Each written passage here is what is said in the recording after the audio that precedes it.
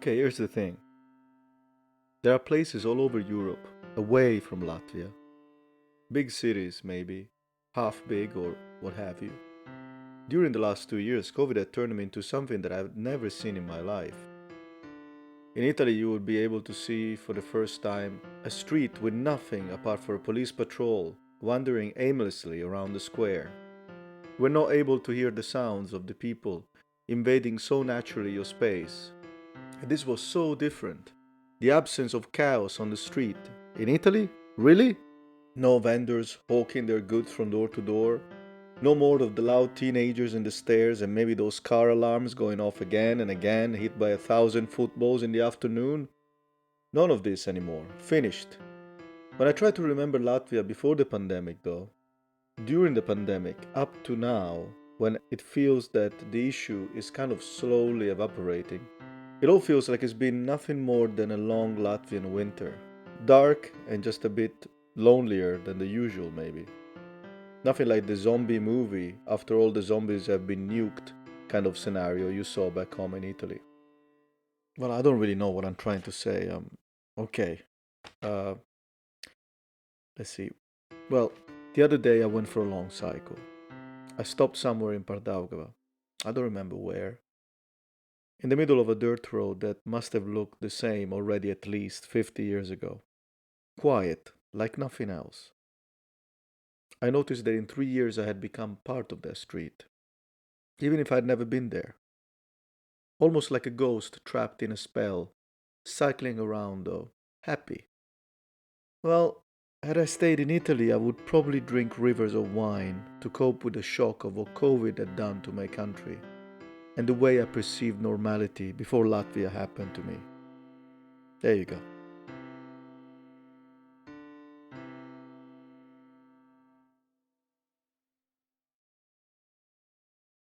Thibault, how are you?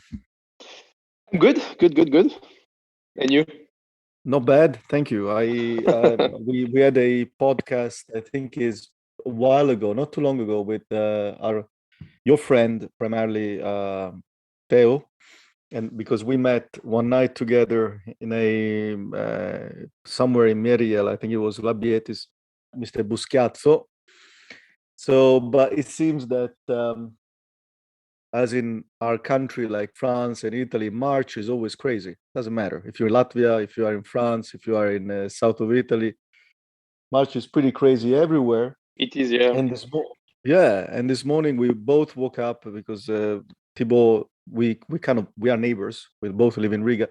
We woke up this morning with a snowstorm, and that it intensified during the afternoon, and then slowly the sky cleared up, and now it's sunny. It's like nothing happened this morning. Yeah. I was surprised when I woke up with a storm. Regarding, yeah, as you said, like March has been totally crazy. That we have been Yeah. out of winter, plus 15 degrees, and then storm this morning. I was like, oh no, come on. So, how long have you lived in Riga for? It's already a tricky question because I've been living in Riga twice, basically. First time was when I was at business school in France. I was in business school in France and Normandy, and we decided with a friend of mine to go as Erasmus in Riga.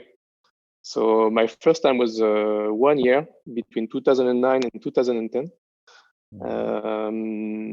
and this is the beginning of my story with Riga because basically there then first I fell in love. I fell in love with the city. Everything was like amazing, and also I met very very good friends, very good local friends, Latvian friends. You haven't met yet, but I hope you will meet super soon. Of course. Yeah, it's Latvian guy that has been living in North America, but that also have moved. So they are a bit the same than us, basically, because they are foreigners in their own country. But and so I met this guy, and I was visiting them like one or twice a year for approximately from 2010 to 2017, something like this. And by visiting and visiting and visiting, I met my girlfriend in Latvia. She moved to France with me and in 2019. And then COVID arrived And so we decided to move to Latvia because restrictions were much more easier here compared to France. I was in south of France, and restriction was like you in Italy. It was super strict, full lockdown and everything. So we decided to move to have a more free life in Latvia, and it was so cool. And also because I work like full remotely, it was an opportunity to stay. And then we are here. No. So basically twice, 1 year as Erasmus, and now it's been 2 years. Yeah, 2 years. 2 years here. So more or less like me, because I got slightly more than 3 years, but I got something consecutive. Whereas you have a first infatuation with Riga, like that belongs to 10 years ago, more or less, and then you decided to come back, and you took advantage of the fact that you were working remotely. Remind me what you do. I remember when we went out, we went to some nice bars around, and you are working with I would say an elite brand of alcohol, because that's nice stuff over there. What do you do? I do two things actually. Okay. Yeah, I do two things. My first job is I'm a consultant, is SI, information system, specialized in finance. So basically, I install all the tools to take some financial decision in companies. And my project now, and it's been 1 year and a half, and for the next 3 years and a half, it will be 5 years. I'm consulting for the European Commission. And the European beautiful. Commission, yeah, super cool. Yeah, super nice. Yeah, you never told me that. No, but I never asked. You never asked neither, yeah. Suppose there is a European Union project that has to go through some sort of decisions for procurement and to ideas and things like that. Mr. Thibault Buschiazzo is one of the people that might be consulted about that project. Actually, it's this already happened. So basically, they already asked me to be part of a consulting team to put in place a tool for them to do all this procurement and financial analysis on this, basically. And this one comes from your academic studies, because you studied finance. Yeah, exactly. You must be super happy to do this. No? It's fun. Yeah, it's super fun. Before I was working for a private company, still the same thing. I'm consulting for SI, and discovering such a big administration like European Commission, working with not private but institution is quite interesting. It's you put your first step in political environment. It's quite you discover a new type of people. You know. Tell me more about that. Tell me more. But political is we can talk about that for hours and hours. But no, but basically you understand what is politics, and politics is basically putting your interest. Basically, it's finding a way to hide your interest to show that to find someone else that has the same common interest, to make him believe that, you know, it's like when you want, for instance, me in my position, when I truly believe that this organization or this process will be better than another one, I can't tell that by experience. I know this process is the best one, so trust me, I'm the professional here. I can't say that like this. I will have to find a way to make this guy thinking that this idea comes from him, and that way he can go to his superior to say, "Oh, look, I found this idea. Now the consultant will do that for us." And then you have to create a situation around that person that actually makes him spontaneously believe that he's making that decision. I understand. Exactly. Yeah, exactly. Yeah. Like coaching. You're coaching him, like you are putting stuff around and say, "Oh, this is a great idea." Yeah, exactly. And so you learn to. That I think I found the word I wanted to put on my explanation. I think you learn how to manage ego of people and not to push them in the wrong way. So I also learn how to be subtle, how to be exactly. To be direct, right? Yes, right. Yes. It's not so easy for us. No. As a Latin people, we are not. Latin people are a bit more like this, but we are not. We are more straight to the point. So yeah. Learning is good. I think it's good to learn this skill. Well, everything that you talked about, we were definitely the opposite when we met. When we met, we really, it felt like there was this private club where people from the Mediterranean Sea joined, and we were like in this pub, and all of a sudden there was so much energy, and then the next surprise, there was the shock afterwards. And I told you this that night. It was when I actually found out that you were there, you came to Latvia with one-way ticket, which is also my situation. So even if we haven't had the chance to see each other very often, I always take a pleasure from the fact that we're not in a rush. We're not going anywhere, apparently. Yeah, that's also why I like the way we met, actually, because we have time. Yeah. And so it's not like, okay, you know, even when you're Erasmus, you really want to enjoy every minute, and you rush, and you don't take time for sane relationship. You know, I would Absolutely. say something like this. And I know for a fact that if me, Theo, and Thibault had met in an Erasmus situation, we would have been demolished every day. I know it. If they were almost. Not on Sunday to watch football. Not on Sunday to watch football and to have pancakes. I don't know, but let's go back. So you decided to move here. The other job. Yes, because this one is my my first job. But then in 2019, we had the idea. So it comes also from the school. Go back. My business school was in Normandy, where I met also most of my best friends today, and especially two of them, and you will understand. It's in Normandy. I'm with my friends, and already at this time, there is a local alcohol in Normandy called Calvados. It's a bit the cognac of Normandy. You know, in France, we like, I think the same in Italy, we like to call the liquors or even the wine sometimes according to the place they come from, the region. For instance, Champagne is because of the area of Champagne.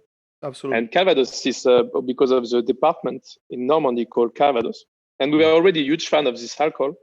But in France or even abroad, this alcohol is like, it looks like the grandfather thing, you know. There's even the countryside man that is drinking this after taking care of the agriculture or something like this. Imagine a Normandy 70 years old Frenchman going back to the house in a strong autumn, sitting in front of a fire with veiny hands, sitting down on a big chair, just going like, putain, and just getting like filling up a Duralex glass, probably. A Duralex glass full of Calvados, and say, and looking outside the window, looking at the tractor outside the window. That's a beautiful scene. Go ahead. So basically, no, but this is the image that people have basically. And but we knew the image of cognac, for instance, that it was the same image, but some marketing people decided that the image would be more like for rap singers in US, you know, and then cognac became quite more popular. And like Calvados, like NSC, exactly. Yeah, exactly.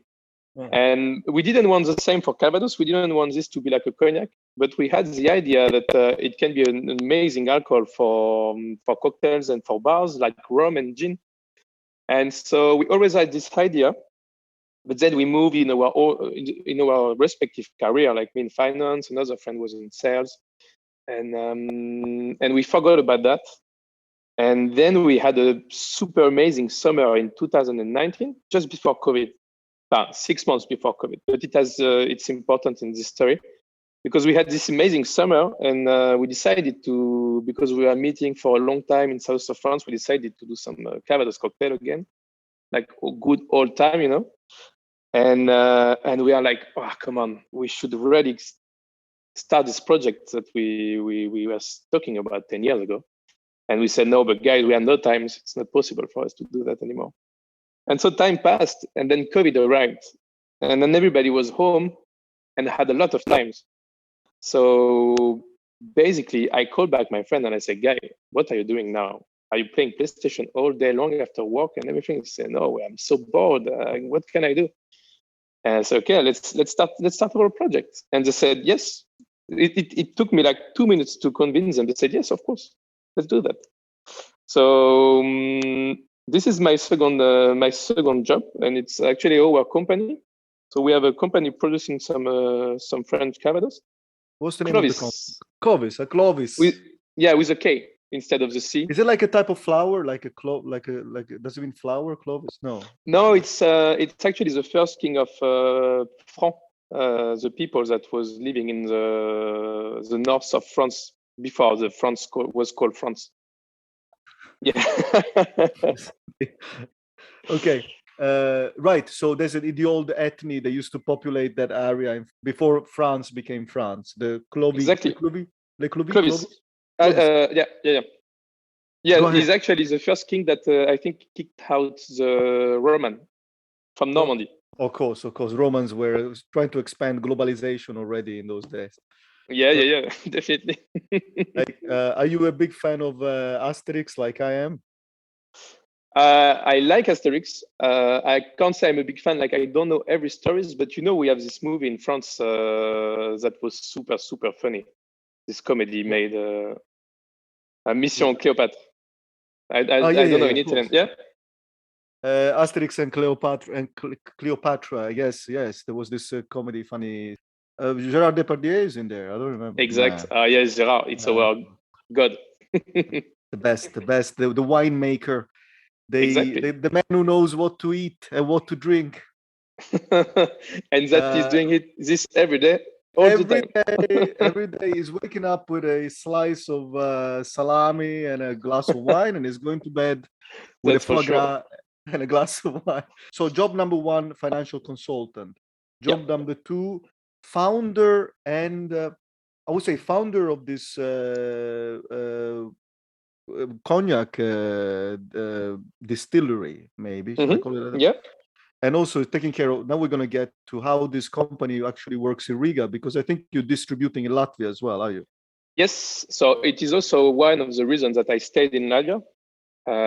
First, it's opportunity, because I was working remotely for the European Commission, so that I had no, except the distillery where we produce, but I need to call the people in the distillery, and we bought all the Calvados for me, so I don't need to be there. And also my 2 business partners are already there. One is in Normandy and one is in Paris. And it was an opportunity, because actually this apple brandy, this Calvados, is super popular. Not popular, people that don't really know what it is, but they drink it a lot without knowing. They call that apple brandy. And it's a bit of Viking drink. So all Sweden, Finland, and all Baltics, all the northern country, they like it. And so for us, for the company, it was an opportunity to come to Baltic and to start distributing in the north. So apples are definitely a part of the Baltic diet in terms of fruit and. It was perfect. And talking about the diet and talking about their apple, they have amazing apple product. And I had a talk with a business guy in Latvia that has bought a farm, because he wanted also to have a farm for the kids and everything. And he's producing a lot of apples. And I told him, the only thing you miss, because they produce ciders, and he made me try the cider. Cider was amazing. And I said, if only you had the barrels, you would produce the best Calvados ever. But the only thing is first, it's not in their culture. Like I think it's part of this ex-USSR country where you consume what you have. You don't take time to put in a barrel for 20 years. So first, they don't have the culture of aging and keeping, but also they don't have the barrel anyway.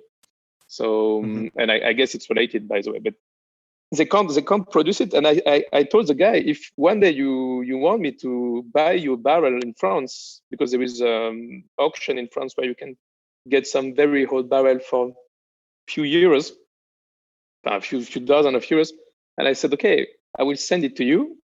And he's quite interested. This is very interesting, because this is how one person can change the future or the habits of a country. So we have you see what I'm saying? So pretty much they have the main resource, which is apples of a great quality.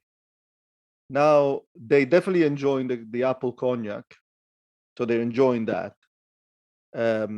So now it's just a matter of giving the facility or the barrels, so the wood, where to, what do you say, age, I guess, where to age the cognac. and then this is how history changes. No, you're right. We will be the Columbus of aged alcohol in Latvia. How busy are you during the week? But as European Commission, I am like a psychopath of managing my time. I like to be strict about it. I would say like I work from 8 to 12 for this thing. I have a to-do list and I do it. Then I can have free time for this.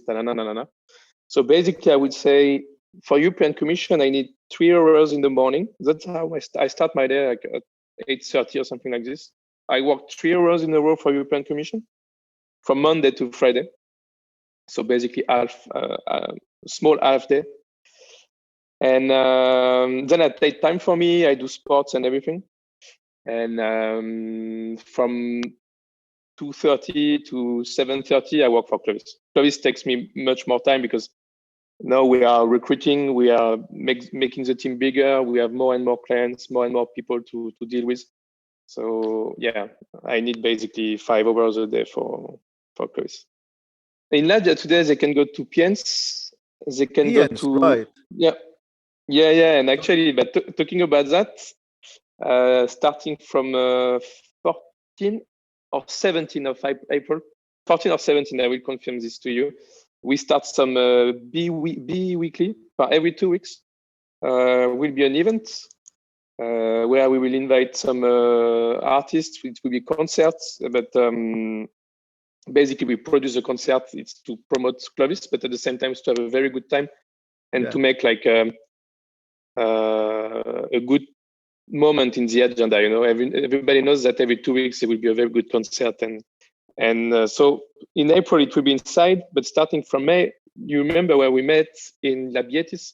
There was this amazing court, and in front of the terrace we were having beers. There is this kind of another terrace with a stage, and it will be here for all summer. We will be there all summer. Let me say very quickly that the place where we met, apart from plugging in Labietis, which is a great beer maker and place where me and Thibault and Theo met, that is a beautiful place to hang around. That courtyard. That courtyard is you could spend there. I could spend the whole day in there. In fact, we spent the whole day there. Yeah.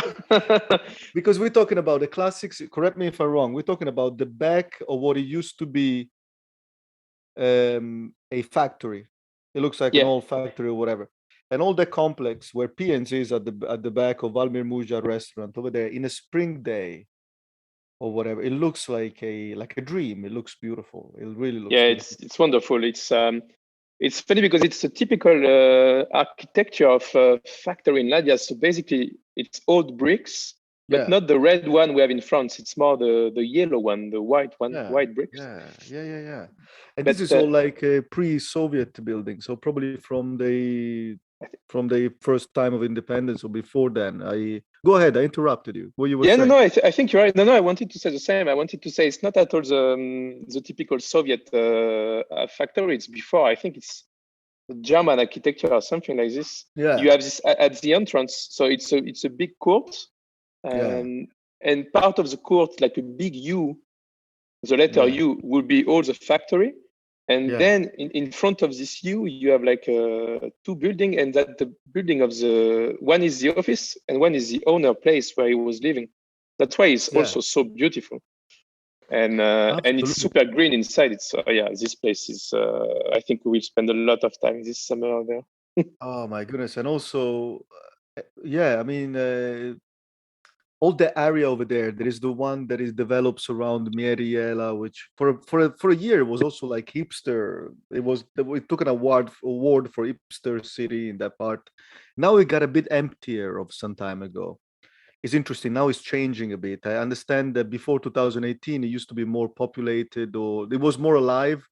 But all the area over there, like when we're talking Charlotte Yela or Mieriela or even look, Tallinnas Quartals, probably all these areas, PNs, everything like that. It's got an atmosphere that makes you feel like it's not like Riga, as we were saying with Theo. With Riga, you feel like it's the center where all the tourists hang around, which is fun, but it's something else. It's really fun. But when you go to Mieriela or in that area over there, you really feel almost like How do we feel when we go there? We feel better, right? Than going Yeah, to Riga. yeah. I don't know. For the people that are listening, I would say it is a very weird mix, and I love this mix. Like you have the feeling to be a bit in Sweden and a bit in Berlin, industrial Berlin, but all mixed together. So the north plus the industrial Berlin with all this energy, all this street art things, and all these food courts, and wow, oh, And it's crazy. and also it's really chilled in a sense. The atmosphere is very chilled. There is very pleasant to the eye. What we did on that day, we did a bit of our own pub crawl. I think we started over there. Well, we started in Labietis. Then we ended up in Valtres Grappa, which is a beautiful bar in the corner with Mieri Jela. Then we walked down and we ended up in Kūla centers, which is one of the most beautiful and exclusive areas of Riga, where already the atmosphere changes. So if you move from beer and good cocktails, maybe in the Mieri Jela area, or even in Piens, where you can find Thibault's products. But if you move to Kūla Center, all of a sudden you move to something a bit more exclusive, but still quite nice and pleasant. We went to a place, I don't know what was the name, where I had a great cocktail in there. What was the name of that place? It was we were at Space Falafel. Actually, it's a schoolmate of mine when we were Erasmus. Is the owner, and yeah, but it's a very very cool place. Yeah, What cocktails street are. is that? I can't remember. Alberta Jela, maybe close to Alberta. Oh, Jela. I'm super bad with streets. But the name of the place is the name of the place Space is Falafel. Space Falafel. So you see, it Yeah. is in the most exclusive area in Riga, which is Kūla Center. It's quite expensive, but the name is not intimidating. Space Falafel is just a normal place. A Yeah, cocktail, but yeah. this is a bit the definition of everything in Latvia. Like everything is a mix between like different feelings, and you feel always good. You know, you never feel too exclusive. You never feel Yes, too. you're right. You're right. Probably like the idea, for example, maybe in our country, Italy and France, when it feels exclusive, it really feels like, my goodness, what is Yeah, this? It but really it's feels. even too much. It's even too much. I feel even the people that are super exclusive there, they don't act like they really want to. You know, Yeah. and No. Yeah. and no, but everything is like this here. I have another funny example, and I think you have already experienced that. It's like concert or festival here. It's crowded, but never crowded enough to make you feeling bad. You know, it's always this balance in everything, and Yes. they know that, people won't like to be like very touching everybody in a club or in a concert, so they never let too much people enter because they need to have this feeling good balance thing, and it's in everything for me here. It's very Absolutely. interesting. Very, very true. And also going back to COVID and the reason why when COVID hit, when it started, in Italy, you could sense the presence of COVID more. But why? Not only because of the restrictions, but also because of the perception of space and everything. So in Riga, there has always been plenty of space in the way that you perceive it. So um, you take a walk, there is plenty of space. I don't have to tell you.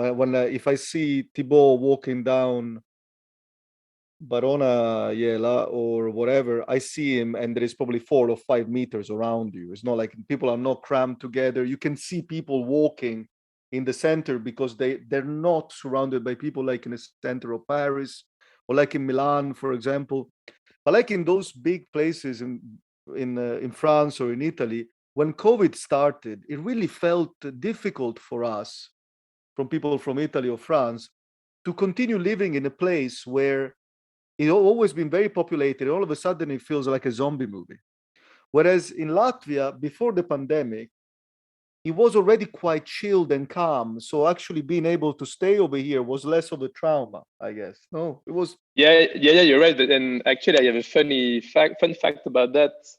When they said the restriction of 2 meters will stop, you know, they had this restriction, stay from 2 meters from the guy. In Latvia, they said, oh, happy that the 2 meter restriction is finished. We will be able to go back to our usual 3 meters now. So, Yeah. you know, yeah. Yeah. We were by the bar in Labietis, me, Thibault, and Theo. Like it happens. We like to, I don't know, this sounds a bit weird. We like to touch each other when we speak. But, but no, No, like, but yeah, you I know know what it. I'm Yeah, like Latin, like yeah, to touch the hand, to touch the to hand, like to touch the shoulder, to stop, to go like to look each other in the eye when you say something very. I think this has been done in Latvia as well. I'm also with my friends, with my dear friends in the older days. We used to kiss each other as well. No, I'm telling you. But we used to kiss each other like in the cheeks or like yeah, hug. yeah, were you? Yeah, yeah, of course. But especially when we were a bit drunk, we used to get very very close and attached or whatever. But the thing is, so when it happened that we started talking to each other all of a sudden in that place, we we realized all together how long we had spent in Latvia, where we become we change. So Thibault has definitely changed a bit being here, maybe a bit, I would say. I have changed a bit. Theo has changed a bit. We adapt. We can adapt to the fact that it's quieter. And I'm telling you what, I like it quiet sometimes. I don't know about you, but I like that kind of quiet, calm and peaceful. I love it. I love it. And we were talking with Theo. I met Theo this weekend, and we were in the center, the West Riga, the old Riga, and we were like, wow, it's super beautiful. Can you imagine that we are living in the capital of Europe? So a super powerful city where you have everything culturally, economically, and at the same time you feel anytime you want, even in the city, you can feel a bit like in the countryside city of Italy or France. Yes, And yes. having this mix is we are like smiling at each other, like yes, and that's why we will stay. And we need to transfer the beautiful feeling that is the same that I have. Is exactly what you said. Is the it, every time that you have a bit more space, if you don't have any roots in a country, because we're not from here, you can claim that place a bit yours, because you can take a walk in the weekend in the center. You say, "Whoa, I feel like this is also my place. I'm not sharing it with anyone. This is my place. I can go for a walk there. I can go to Maskachka, which I like as well. I can go." But we need to transfer this beautiful feeling that you're talking about to Pardaugava, because there's also a beautiful place to hang around. When I came here after 8 years in London, um, Riga already looked quiet and nice, but at some point in the weekend, I would learn that everybody wants to live for the countryside, as you know. Most of the people, especially with a good season, they go to the countryside because somebody said that they don't like to be in the city for a whole week. It's too much. And I said, whoa, this is crazy. This city is actually quite calm during the week. So do you really need to go away? But because clearly it's different from country to one country. In London, it makes sense to me to say I want to go away because this is a jungle. If it's quiet during the week on a Sunday afternoon, you can go, as you said, you can go and walk in Mieriela under the sun or Charlotteyela, and it looks like it's got the beauty of a ghost city in there. So you can take a walk on your own, walk in the area, go for the bars are open, doesn't matter. Go for a drink, take some sun outside like a lizard with a cigarette, and then go home. And then the moment that you want to go and visit a place that is a bit more crowded, you can travel around. But do you think it's important to live in a country that is quiet? But I think also they have another. I'm not sure about what I will say, but many of my Latvian friends, when they go to the countryside, they go because me during the weekend, I really want to socialize. I want to meet people. I want to see people. I need to have this. I don't know. Socialization. Yeah, yeah, yeah. It's best time. You're not working. You are free of duty, and most of my Latvian friends, when they go in the countryside in the weekend, it's true. They go in the countryside, especially when the weather is good. But they go with a bunch of friends. So basically, they take all these activities of the cities as they do it in the countryside. So it's not only going to the countryside to be alone and in the wood and surrounded by green. It's more maybe to be private with your friend. I have this feeling, like to. That's true. They go camping. Yes, you're right. They go Yeah, camping. yeah, They go and play novus in an old house. Anybody in this country is got, like, for example, so many different habits of spending their time off.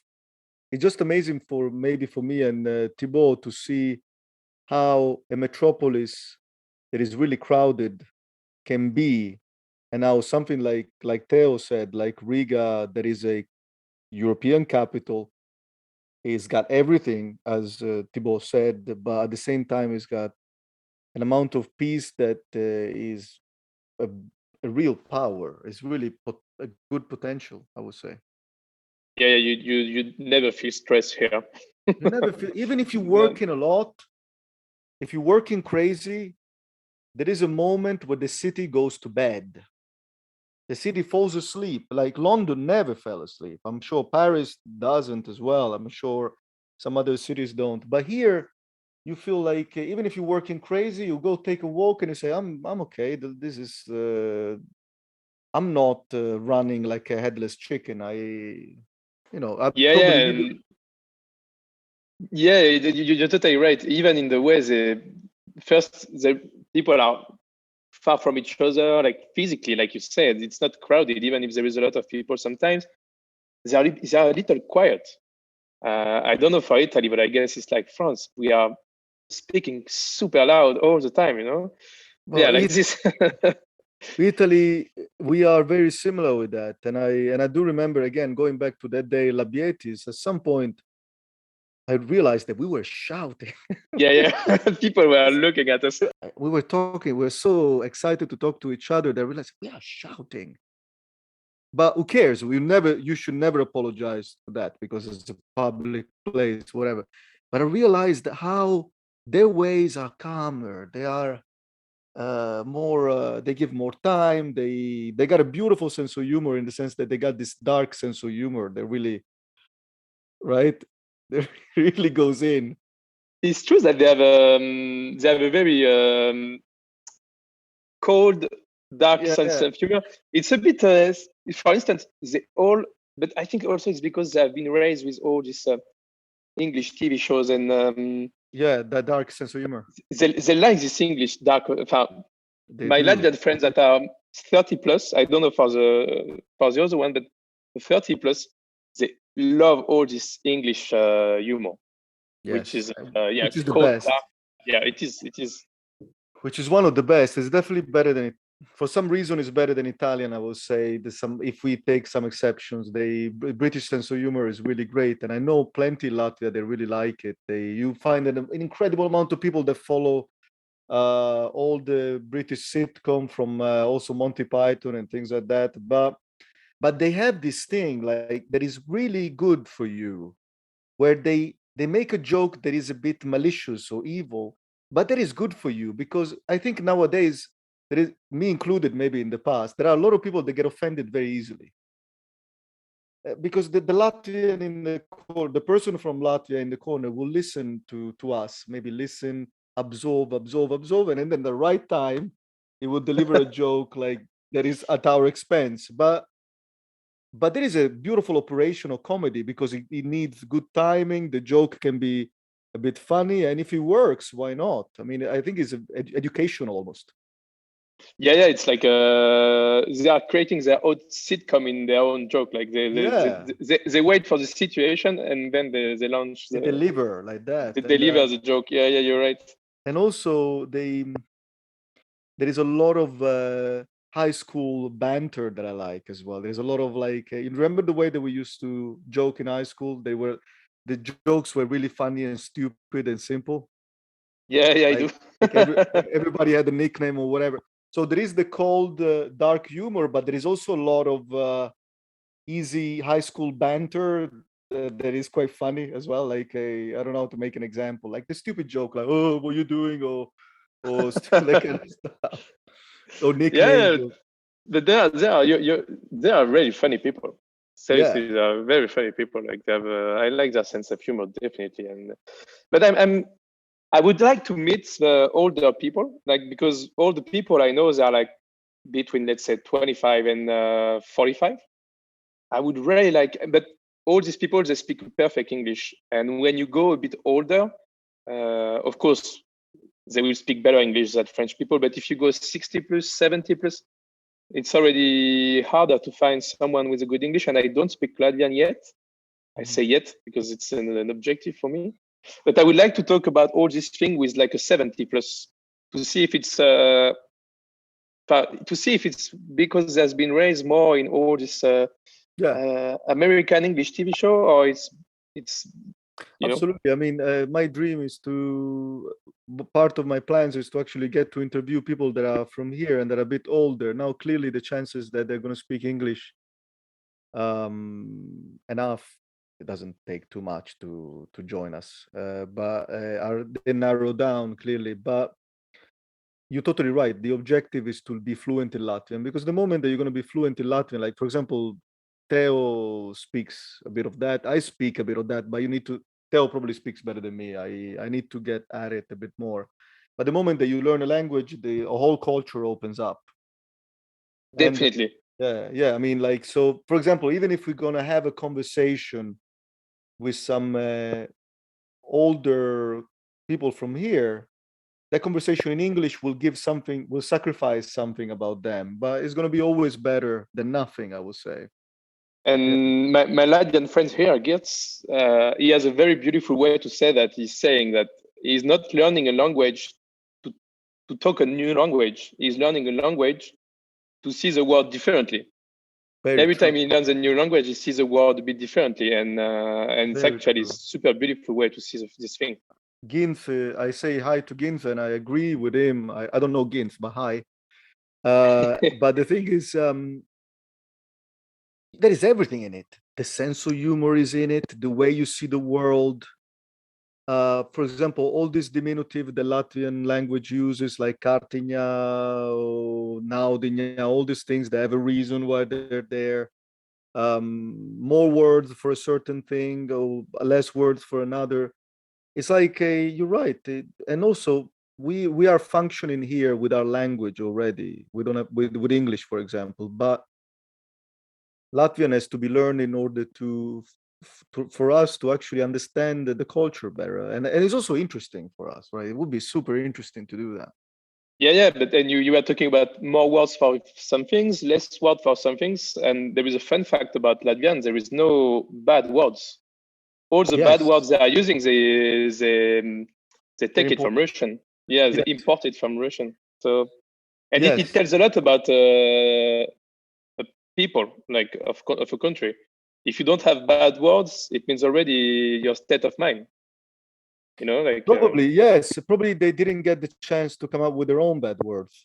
Probably in time, if history had gone differently, I'm sure even Latvian would have reached the point where they would have had their own bad words. But you're right. At the moment, the bad words that I hear are almost a euphemism compared to, like, I hear names of animals like Zuas or they're very light. Yes, it's super light.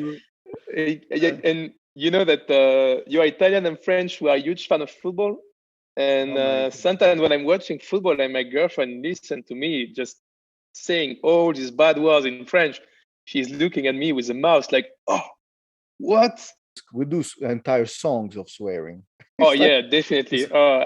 I won't do it otherwise. You won't be able to publish your podcast everywhere you want. But yeah, it's exactly like Italian with my. I have another Italian friend in Latvia, which is now in New York. But when I'm doing this, it's all the music, all the song, and he knows exactly the translation in Italian. We understand each other with this bad words very, very, very good. Yeah, we're definitely closer to Russian in that sense, because in Russia you can go on for a long song of swearing. Like, I'm not going to make examples now, but I know how it sounds.